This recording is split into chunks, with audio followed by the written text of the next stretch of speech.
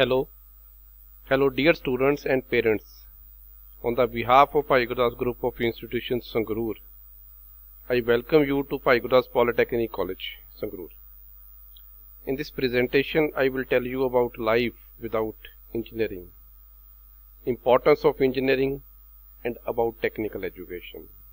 So I again welcome you to Bhai Gurdas Group of Institutions, Sangrur. So I will start this session in Punjabi so that all students will understand this.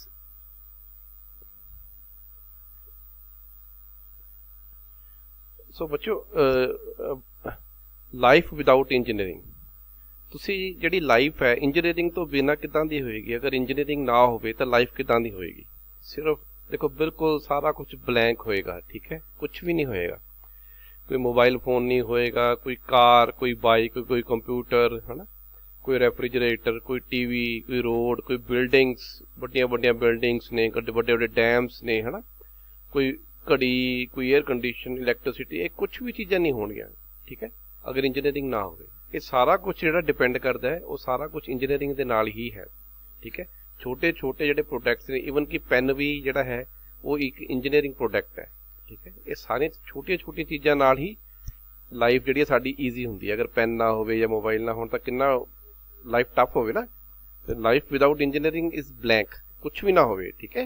तो engineering बहुत important चीज़ है, हर चीज़ के विच engineering use हो रही है।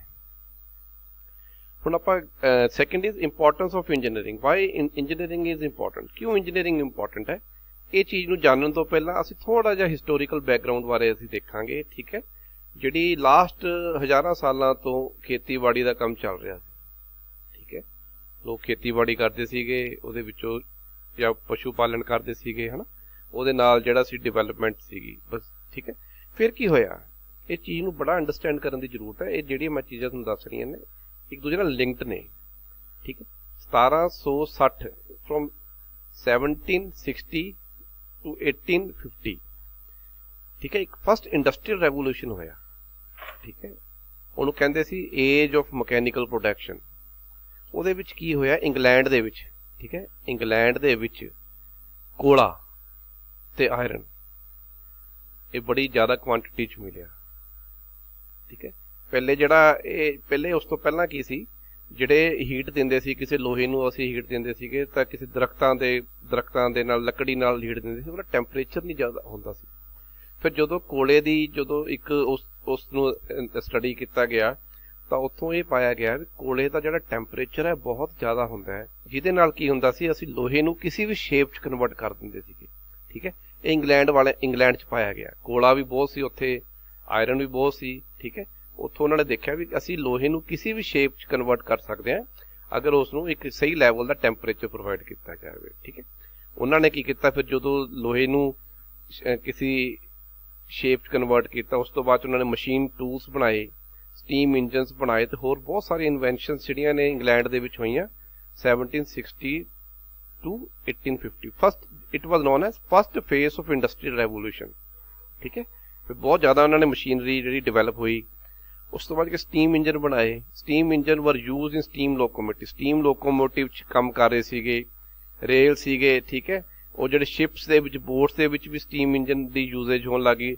Textile industry ਦੇ ਵਿੱਚ ਵੀ ਹੋਣ ਲੱਗੀ। ਪਾਵਰ ਜਨਰੇਸ਼ਨ ਦੇ ਵਿੱਚ ਵੀ ਜਿਹੜਾ ਸਟੀਮ ਇੰਜਨ ਸੀ ਬੜੀ ਇੰਪੋਰਟੈਂਟ ਡਿਵੈਲਪਮੈਂਟ ਸੀ। ਇਹਨਾਂ ਨਾਲ ਹਰ ਚੀਜ਼ ਦੇ ਵਿੱਚ ਸਟੀਮ ਇੰਜਨ ਯੂਜ਼ ਹੋਣ ਲੱਗ ਗਿਆ, ਜਿਹਦੇ ਨਾਲ ਕੰਮ ਬਹੁਤ ਫਾਸਟ ਹੋ ਗਿਆ। ਪਹਿਲੇ ਉਸ ਤੋਂ ਪਹਿਲਾਂ ਜਿਹੜੇ ਇਨਸਾਨ ਕੰਮ ਕਰਦੇ ਸੀ, ਹੁਣ ਜਿਹੜੀ ਪ੍ਰੋਡਕਸ਼ਨ ਹੋਣ ਲੱਗੀ, ਇਟ ਵਾਜ਼ ਉਹਦੀ ਪ੍ਰੋਡਕਸ਼ਨ ਬਹੁਤ ਫਾਸਟ ਹੋ ਗਈ, ਠੀਕ ਹੈ। ਦੇਖੋ ਫਸਟ ਟ੍ਰੇਨ ਵਾਜ਼ ਸਟਾਰਟਡ ਇਨ 1830। 1830 ਦੇ ਵਿੱਚ ਪਹਿਲੀ ਟ੍ਰੇਨ ਚੱਲੀ। ਪਹਿਲੇ ਕੈਮੀਕਲ ਮੈਨੂਫੈਕਚਰਿੰਗ ਪਲਾਂਟ ਜਿਹੜੇ ਸੀ ਨਵੇਂ ਲੱਗੇ। ਫੈਕਟਰੀ ਸਿਸਟਮ ਹੋਣ ਲੱਗ ਗਿਆ, ਕਿਉਂਕਿ ਹੁਣ ਅੱਗੇ ਤਾਂ ਲੋਕ ਘਰਾਂ ਦੇ ਵਿੱਚ ਕੰਮ ਕਰਦੇ ਸੀ ਕਿ ਸੈਮੀ ਸਕਿਲਡ ਲੇਬਰ ਸੀਗੀ, ਛੋਟਾ ਕੰਮ ਕਰਦੇ ਸੀ, ਠੀਕ ਹੈ। ਉਸ ਤੋਂ ਬਾਅਦ ਕੀ ਫੈਕਟਰੀ ਸਿਸਟਮ ਸਟਾਰਟ ਹੋ ਗਿਆ, ਵੱਡੀ ਮਸ਼ੀਨਰੀਜ਼ ਲੱਗ ਗਈਆਂ, ਇਕੱਠੇ ਲੋਕ ਕੰਮ ਕਰਨ ਲੱਗੇ, ਪ੍ਰੋਡਕਸ਼ਨ ਬਹੁਤ ਵੱਧ ਗਈ, ਠੀਕ ਹੈ। ਟੈਕਸਟਾਈਲ ਇੰਡਸਟਰੀ ਦੀ ਪ੍ਰੋਡਕਸ਼ਨ ਵੀ ਬਹੁਤ ਵੱਧ ਗਈ, ਠੀਕ ਹੈ। ਸਾਰਾ ਕੁਝ ਮਸ਼ੀਨਾਈਜ਼ਡ ਹੋ ਗਿਆ ਸੀ 1930 ਤੱਕ।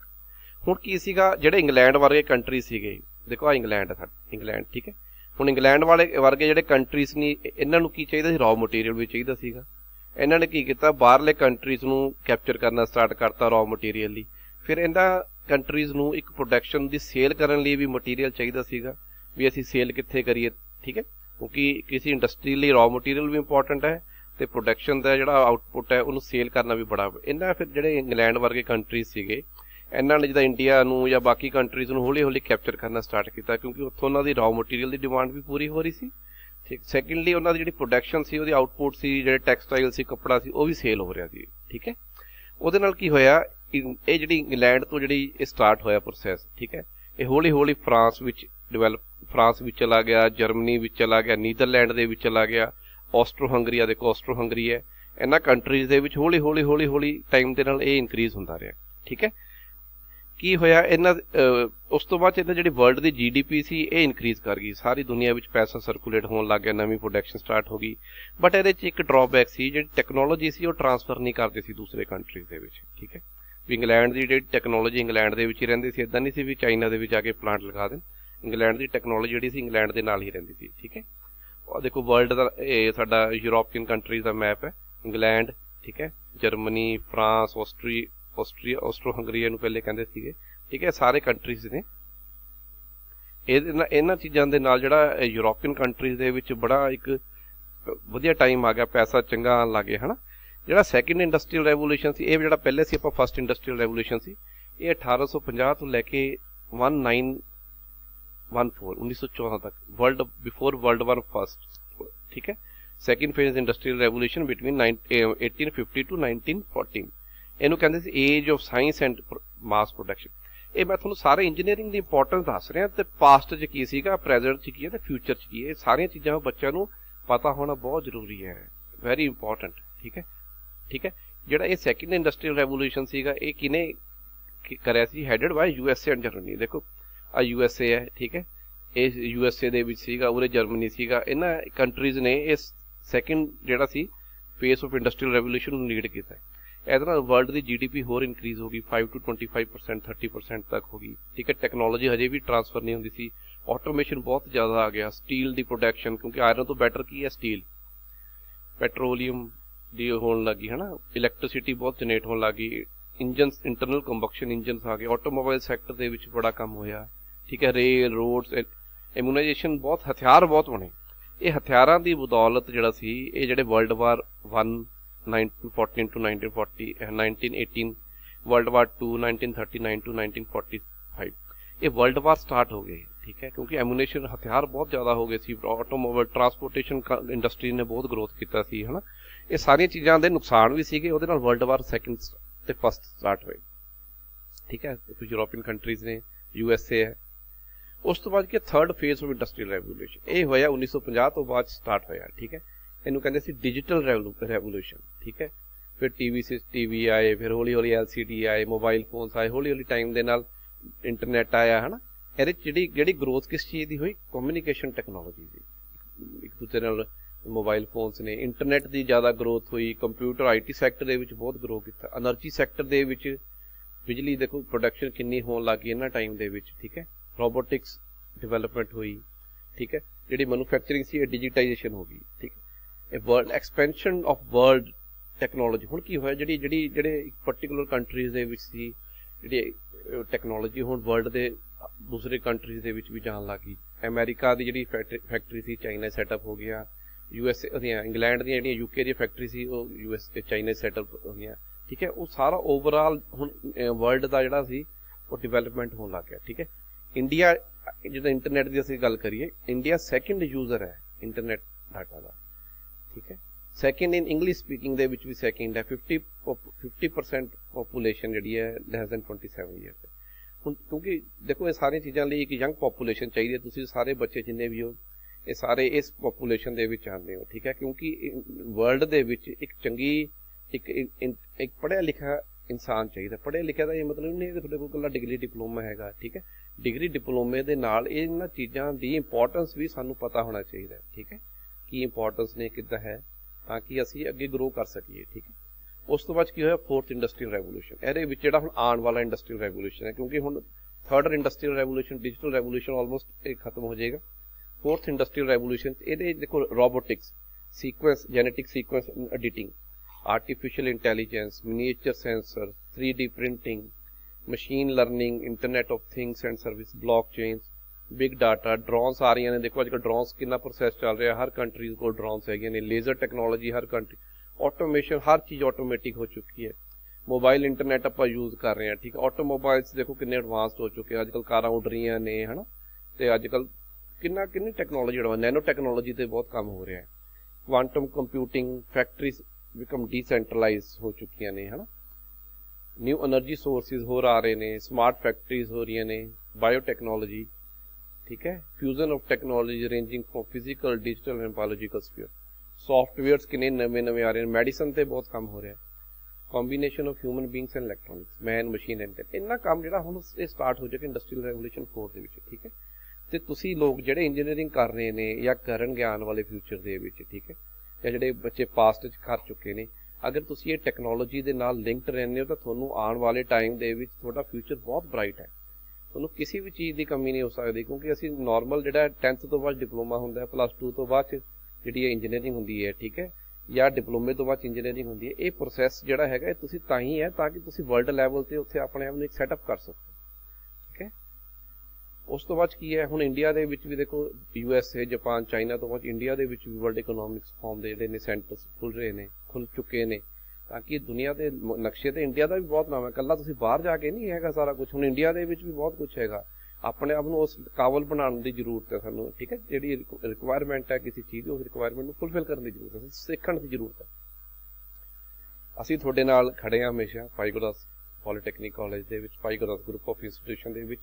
ਤੁਹਾਡੇ ਜਿਹੜੇ ਡਰੀਮਸ ਨੇ, ਠੀਕ ਹੈ, ਇਹਨਾਂ ਡਰੀਮਸ ਨੂੰ ਅਸੀਂ ਫੁਲਫਿਲ ਕਰਾਂਗੇ। ਅਸੀਂ ਹਮੇਸ਼ਾ ਤੁਹਾਡੇ ਨਾਲ ਹਾਂ ਤਾਂ ਕਿ ਅਸੀਂ ਉਹ ਚੀਜ਼ਾਂ ਤੱਕ ਤੁਹਾਨੂੰ ਇੱਕ ਪਲੇਟਫਾਰਮ ਪ੍ਰੋਵਾਈਡ ਕਰ ਸਕੀਏ ਜਿੱਥੇ ਤੁਹਾਨੂੰ ਕਾਮਯਾਬੀ ਮਿਲੇ, ਠੀਕ ਹੈ। ਅਗਰ ਟੈਕਨੀਕਲ ਐਜੂਕੇਸ਼ਨ ਬਾਰੇ ਥੋੜ੍ਹਾ ਜਿਹਾ ਦੱਸ ਦਿੰਦਾ। AICT all India council for technical education 1945 ਦੇ ਵਿੱਚ ਸਟਾਰਟ ਹੋਈ ਸੀ। 47 ਦੇ ਵਿੱਚ 44 ਇੰਜੀਨੀਅਰਿੰਗ ਕਾਲਜ ਸੀ, ਓਨਲੀ 44 ਇੰਜੀਨੀਅਰਿੰਗ ਕਾਲਜ ਜਿਨ੍ਹਾਂ ਦੀ ਇਨਟੇਕ ਸੀ 3200, ਠੀਕ ਹੈ। 43 ਪੋਲੀਟੈਕਨਿਕ ਸੀਗੇ, 3400 ਇਨਟੇਕ ਸੀ। ਹੌਲੀ ਟਾਈਮ ਦੇ ਨਾਲ ਕੀ ਹੋਇਆ, ਠੀਕ ਹੈ, 13 ਦੇ ਵਿੱਚ 3495 ਇੰਜੀਨੀਅਰਿੰਗ ਕਾਲਜਿਸ ਹੋ ਗਏ, ਠੀਕ ਹੈ, ਜਿਨ੍ਹਾਂ ਦੀ 17 ਲੱਖ ਦੇ ਤੋਂ ਜ਼ਿਆਦਾ ਇਨਟੇਕ ਸੀ। ਪੰਜਾਬ ਦੇ ਵਿੱਚ ਵੀ 1,33,000 ਤੋਂ ਜ਼ਿਆਦਾ ਸੀ। ਇਹ ਕਿਉਂ ਵੱਧ ਰਹੀ ਹੈ? ਕਿਉਂਕਿ ਜੌਬਸ ਆਉਣ ਵਾਲੇ ਫਿਊਚਰ ਦੇ ਵਿੱਚ ਬਹੁਤ ਜ਼ਿਆਦਾ ਅਵੇਲੇਬਲ ਹੈ। ਸਾਨੂੰ ਉਸ ਲੈਵਲ 'ਤੇ ਪਹੁੰਚਣਾ ਪਏਗਾ, ਉਸ ਲੈਵਲ 'ਤੇ ਮਿਹਨਤ ਕਰਨੀ ਪਏਗੀ ਤਾਂ ਕਿ ਸਾਨੂੰ ਜੌਬਸ, ਇਹ ਇਕੱਲੀਆਂ ਜੌਬਸ ਨਹੀਂ ਹੈ, ਇਹ ਬਹੁਤ ਵਧੀਆ ਜੌਬਸ ਨੇ ਜਿਹੜੀਆਂ ਆਉਣ ਵਾਲੀਆਂ ਫਿਊਚਰਸ ਵੀ ਅਵੇਲੇਬਲ ਹੈ, ਠੀਕ ਹੈ। ਹੁਣ ਦੇਖੋ 151 ਮਿਲੀਅਨ ਜੌਬਸ ਨੇ 2022 ਤੱਕ ਅਵੇਲੇਬਲ ਨੇ। ਦੇਖੋ ਗਵਰਨਮੈਂਟ ਸੈਕਟਰਸ ਤੋਂ ਇਲਾਵਾ ਦੇਖੋ ਹਰ ਫੀਲਡ ਦੇ ਵਿੱਚ ਜੌਬਸ ਅਵੇਲੇਬਲ ਹੈ, ਠੀਕ ਹੈ। ਅਸੀਂ ਵੀ, ਸਾਡੇ ਕੋਲ ਜਿਹੜੇ ਕੋਰਸਿਸ ਨੇ, ਅਸੀਂ ਇੰਜੀਨੀਅਰਿੰਗ ਪੋਲੀਟੈਕਨਿਕ ਦੇ ਵਿੱਚ ਜਿਹੜੇ ਕੋਰਸਿਸ ਕਰ ਰਹੇ ਹਾਂ, electrical, mechanical, electronics, computer, civil, ਉਹਦੇ ਵਿੱਚ ਦੇਖੋ ਮਿਲੀਅਨਸ ਆਫ ਜੌਬਸ ਅਵੇਲੇਬਲ ਨੇ। ਮੈਂ ਤੁਹਾਨੂੰ ਸਾਰੇ ਫੀਲਡ ਦੱਸੇ ਨੇ, ਬਟ ਉਹਦੇ ਲਈ ਤੁਹਾਨੂੰ ਇੱਕ ਡਿਪਲੋਮਾ ਡਿਗਰੀ ਦੇ ਨਾਲ ਇੱਕ ਆਪਣੀ ਇੱਕ ਉਸ ਲੈਵਲ ਦੀ ਜੋ ਇੰਡਸਟਰੀ ਦੀ ਰਿਕੁਆਇਰਮੈਂਟਸ ਹਨ ਉਹ ਵੀ ਪੂਰੀ ਕਰਨੀ ਪਏਗੀ, ਠੀਕ ਹੈ। ਡਿਫਰੈਂਟ ਟੈਕਨੀਕਲ ਕੋਰਸਿਸ ਨੇ ਆਲ ਓਵਰ ਇੰਡੀਆ ਦੇ ਵਿੱਚ। ਦੇਰ R 399 types of diplomas, 53 types of post diploma, 520 types of post graduates, ਠੀਕ ਹੈ, 12 types of PG diploma, 234 UG। ਇਹ ਸਾਰੇ ਕੋਰਸਿਸ ਇੰਨੇ ਅਵੇਲੇਬਲ ਨੇ, ਠੀਕ ਹੈ। ਪੰਜਾਬ ਦੇ ਵਿੱਚ ਇਹ ਡਿਪਲੋਮੇ ਦਾ ਤੁਹਾਨੂੰ ਫਾਇਦਾ ਕੀ ਹੈ? ਡਿਪਲੋਮੇ ਦੇ ਵਿੱਚ ਕੋਈ ਸਟੂਡੈਂਟ ਫੇਲ ਨਹੀਂ ਹੁੰਦਾ। ਅਗਰ ਤੁਹਾਡਾ ਕੋਈ ਪੇਪਰ ਰਹਿ ਜਾਂਦਾ ਤਾਂ 6 ਮਹੀਨੇ ਬਾਅਦ ਦੇ ਸਕਦੇ ਹੋ, ਕੋਈ ਤੁਹਾਡਾ ਇਸ ਸਿਸਟਮ ਦੇ ਵਿੱਚ ਫੇਲ ਨਹੀਂ ਹੁੰਦਾ, ਠੀਕ ਹੈ। ਸੈਕਿੰਡ ਕੀ ਹੈ? ਕੈਰੀ ਔਨ ਸਿਸਟਮ ਹੈ। 3 ਸਾਲ ਦਾ ਡਿਪਲੋਮਾ ਆਉਂਦਾ, ਤੁਸੀਂ 6 ਸਾਲ ਤੱਕ ਵੀ ਕਰ ਸਕਦੇ ਹੋ। ਜੇ ਕੋਈ ਪੇਪਰ ਰਹਿ ਵੀ ਜਾਵੇ, ਕੋਈ ਘਬਰਾਉਣ ਦੀ ਲੋੜ ਨਹੀਂ, ਤੁਸੀਂ 6 ਮਹੀਨੇ ਬਾਅਦ ਫਿਰ ਦੇ ਦਿਓ।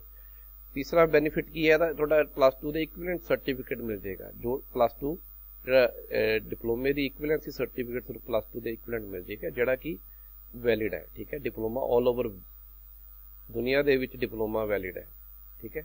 ਇੱਕ ਸਸਤਾ ਤੇ ਵਧੀਆ ਜਿਹੜਾ ਇੱਕ ਹੈਗਾ ਇਕਨੋਮਿਕਲ, ਈਜ਼ੀ ਐਂਡ ਇਕਨੋਮਿਕਲ ਤੇ ਵੈਲਿਊਏਬਲ ਚੀਜ਼ ਹੈ, ਠੀਕ ਹੈ।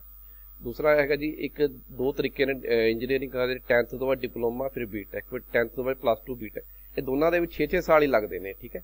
3 ਸਾਲ ਤੁਸੀਂ ਡਿਪਲੋਮਾ ਕਰਦੇ ਹੋ, 10th ਤੋਂ ਬਾਅਦ 3 ਸਾਲ ਦੀ ਬੀਟੈਕ ਕਰਦੇ ਹੋ ਤਾਂ ਵੀ 6 ਸਾਲ ਲੱਗਦੇ ਨੇ, +2 ਦੇ 2 ਸਾਲ, ਬੀਟੈਕ ਦੇ 4 ਸਾਲ, ਤਾਂ ਵੀ 6 ਸਾਲ ਲੱਗਦੇ ਨੇ। ਦੋਨੋਂ ਤਰੀਕੇ ਨਾਲ 6 ਸਾਲ ਲੱਗਦਾ, ਪਰ ਡਿਪਲੋਮਾ ਥਰੂ ਕਰਨ ਦੇ ਨਾਲ ਤੁਹਾਡਾ ਖਰਚਾ ਘੱਟ ਹੈ, ਤੁਹਾਡੇ ਪੈਸੇ ਘੱਟ ਲੱਗਦੇ ਨੇ, ਠੀਕ ਹੈ। ਆਲ ਓਵਰ ਵਰਲਡ 'ਚ ਇੰਜੀਨੀਅਰਿੰਗ ਦੀ ਵੈਲਿਊ ਹੈ। ਸਾਇੰਟਿਸਟ ਇਨਵੈਸਟੀਗੇਟ ਡੈਟ ਵਿਚ ਆਲਰੇਡੀ, ਠੀਕ ਹੈ। ਇਹ ਜਿਹੜੇ ਨੇ ਐਨ ਇੰਜੀਨੀਅਰਸ ਗ੍ਰੇਡ ਵਿਚ ਹੈਜ਼ ਨੈਵਰ ਬੀਨ, ਠੀਕ ਹੈ। ਸਾਨੂੰ ਇੰਜੀਨੀਅਰਿੰਗ ਦੇ ਵਿੱਚ ਬਹੁਤ ਜ਼ਿਆਦਾ ਪ੍ਰਾਊਡ ਹੋਣਾ ਚਾਹੀਦਾ, ਠੀਕ ਹੈ। ਤੇ ਤੁਸੀਂ ਇਸ ਚੀਜ਼ ਨੂੰ ਤੁਸੀਂ ਜ਼ਰੂਰ ਆਪਣੇ ਪੇਰੈਂਟਸ ਨਾਲ ਡਿਸਕਸ ਕਰਿਓ, ਠੀਕ ਹੈ। Welcome to the Bhai Gurdas polytechnic again. Thank you.